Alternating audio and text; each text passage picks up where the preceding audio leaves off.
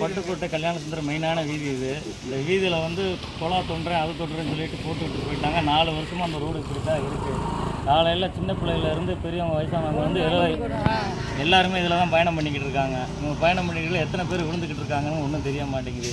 நாங்கள் போய் முறையான முறையில் எம்எல்ஏ ஆஃபீஸர்லையும் கவுன்சிலர்கிட்டையும் எல்லார்ட்டையும் போய் முறையான இதை நாங்கள் போய் மனுவாக கொடுத்துட்டு வந்தோம். யாரும் நடவடிக்கை எடுப்போம் தான் சொல்கிறாங்க. இன்ன வரைக்கும் யாருமே எடுக்கலை. அதனால தான் பத்திரிகை அவர்கள் நண்பர்கிட்ட சொல்லி இதை வந்து நாங்கள் எடுத்து போகிறோம். ஒரு பொதுமக்களாக எங்களோட கோரிக்கை இதுதான், வேறு எதுவும் கேட்கல. ரோடு எப்படி இருக்குன்னு உங்களுக்கே நல்லா தெரியும். பாருங்கள், அத்தனை பேர் கீழே விழுந்துக்கிட்டு இருக்காங்க. வயசானவங்க மழை பெஞ்சிச்சுன்னா சுத்தமாக அந்த இடத்துல வரவே முடியலை. இத்தனை பேர் கீழே விழுந்துக்கிட்டு இருக்காங்க. இத்தனைக்கு ஒரு ஹாஸ்பிட்டல் மெயினான இடம். அந்த ஆஸ்பத்திரி இருக்குது, இங்கனக்குள்ளே ஒரு ஸ்கூல் இருக்குது. மொத்தம் இங்கனக்குள்ளே 5 ஸ்கூல் இருக்குது. இந்த 5 ஸ்கூலுக்கும் இதுதான் மெயினான ரோடு. இந்த ரோடே இப்படி இருந்துச்சுன்னா அடுத்து நாங்கள் என்ன செய்ய முடியும் சொல்லுங்கள்? பொதுமக்கள் கோரிக்கையோடு இதை ஏற்றுக்கிட்டு இது கரெக்டான ஒரு முறையை அதை எடுத்து பண்ணி கொடுங்க. இது எங்களோட கோரிக்கை. நேற்று ஒரு பகுதி வந்து ரொம்ப பாரத சாக்கடை, ரொம்ப மோசமாக கழிவுநீர் போகுது.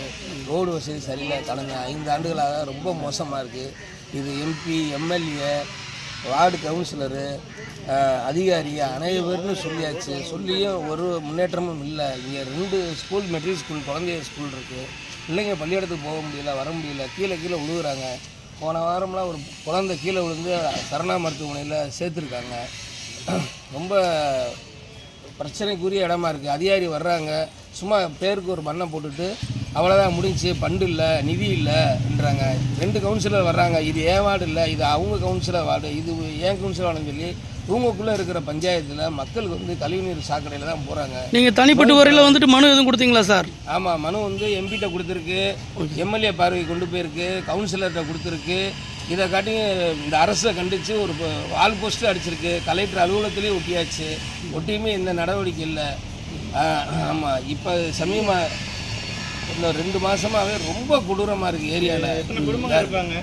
இங்கே கிட்டத்தட்ட ஒரு 3 கவுன்சிலர் வார்டு பகுதி இருக்குது. பட்டுக்கோட்டை கல்யாணசுந்தரம் வீதி, செல்லூர், மீனாட்சிபுரம், மருதுவாணிய நகர், இந்திரா நகர், இதெல்லாம் அடங்கிய பகுதி. இந்த பகுதியில் வந்து மக்கள் வந்து கிட்டத்தட்ட 40,000 பேர் வாழ்கிறதுக்கு இதுதான் 40 அடி ரோடு தான் மெயினான ரோடு. இந்த அங்கே பார்த்துட்டிங்கன்னா ரொம்ப பாதாள சாக்கடையே போகுது. கழிவு நீர் தான் ரொம்ப போகுது. ரொம்ப இங்கே வாழவே முடியலை. ரொம்ப சுகாதார கேடாக இருக்குது. இதில் வந்து எந்த முன்னேற்றமும் இல்லை. இது சரி செஞ்சு தரணும் தான் வேண்டுகோள் வச்சு இப்போ நேரத்தில் வீட்டு வேலைக்கு போகிறேன். இதே பாதை தோஜூர் பிள்ளைங்க இருக்குது. அடியாத்தூருக்கு போகிற பள்ளிகளுக்கு நடக்கவே முடியல. பெரிய அதிகாரியே ஒரு நடவடிக்கை எடுக்கணும். வேண்டுகோள் தாய்மையோடு கேட்டுக்கொள்கிறேன்.